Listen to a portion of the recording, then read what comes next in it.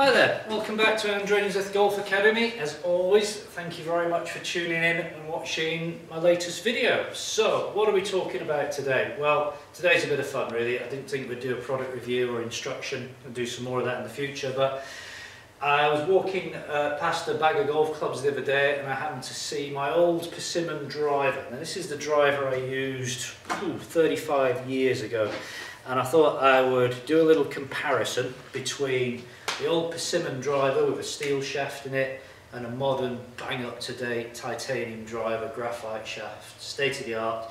And I was just interested to see what the differences would be in performance, carry distances, all that sort of stuff. So that's what we're going to do. So let's talk to you a little bit about the persimmon. There'll be certain people of an age out there who might not be familiar with what we call persimmon drivers. But persimmons were made out of a block of wood, and you know, these were real craftsman made golf clubs. Wood and head, brass sole plate, okay, down here. Sometimes it was aluminium. If you took the sole plate off here, there'd be a big lump of lead underneath here, and this is how we'd weight the clubs, by putting lead in and taking it out.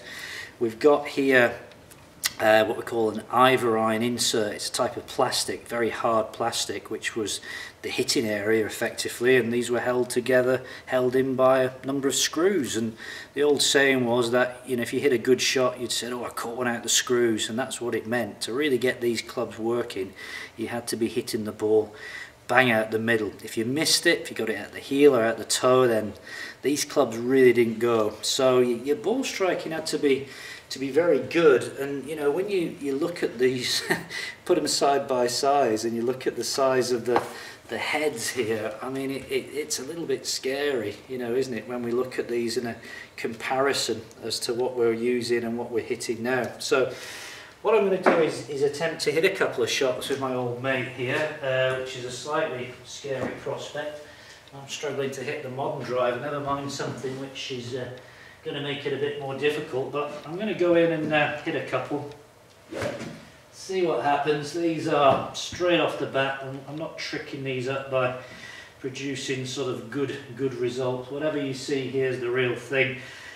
I'm really going to have to try and release this driver, because if I don't release it in time, I'm going to lose it to the right.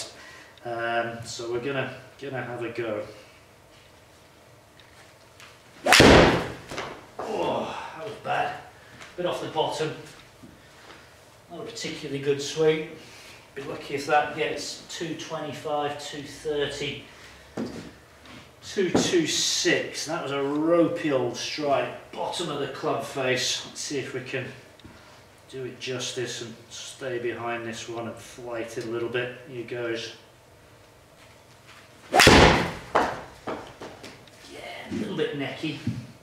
Not bad. Pitching over 200 yards this time, so that one should start to run out a little bit. I imagine I might squeeze 240 out of that one. Yep, bang on, 240. Okay, last one with this one. See if we can flight it. Caught that last one a little bit out the heel. That's about a strike. Okay, flush that one. That's about as good as I can hit it. Absolutely nailed it. And I've got out to 253 yards, and that's as good as I can hit that. Absolutely ripped it. Club speed on that one hit 95 miles an hour. So what we're going to do, if I just get rid of the slightly dodgy ones and leave that one in, I'm now going to have a little hit with my own driver. I'm using at the moment, I'm using a Ping Answer 10.5. I've got a stiff graphite shaft in there. Big powerful club. We're going to give it a hit, see what we get. First thing obviously I'm noticing is a massive cosmetic difference behind the ball. Much more of it, lighter graphite. Let's fire this fellow up and see what happens. Not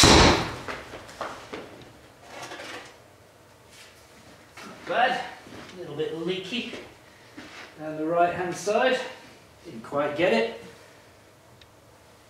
So this is an amazing thing. I mean, that was a pretty average sort of strike. Didn't get it at all. I got 254 out of it. To get that out of the old clubs, I really had to nail it. So I'm going to try now and attempt to hit this one a little bit better. Okay, that's a better swing. Pitching out at around about sort of 250-ish. And I'm now starting to run out to 270, so I'm starting to loosen up a little bit here. When I'm really firing on all cylinders, I can probably get this thing out at 285, possibly 290 on a good day. So we'll just have one more with this, see if we can get a little bit of draw on this one. I'm going to try and release it. Purposely try to give that a little bit of right hand release. You can see the shape. This should chase on now a little bit. Out of breath, hard work, isn't it? 272. So there we go. So I think what's quite amazing there is we tend to think that the old clubs don't hit the ball that far, but these clubs, when you got them out in the middle, they did go. You know, they were quite powerful, the flight was quite powerful, they did used to run. But really the difference we're talking about between the old driver and the new driver is the margin of error. I mean, you've only got to be a smidge off with this thing and it's just going nowhere.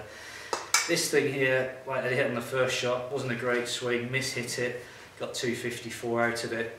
This had to be my Sunday best to catch up with the new technology. So there we go. Hope you enjoyed that. A little bit of fun, a little bit of an insight into a bit of history of what golf clubs were like compared to what we're hitting now. So stay tuned, keep watching the videos, like the video if you like it, subscribe to the channel.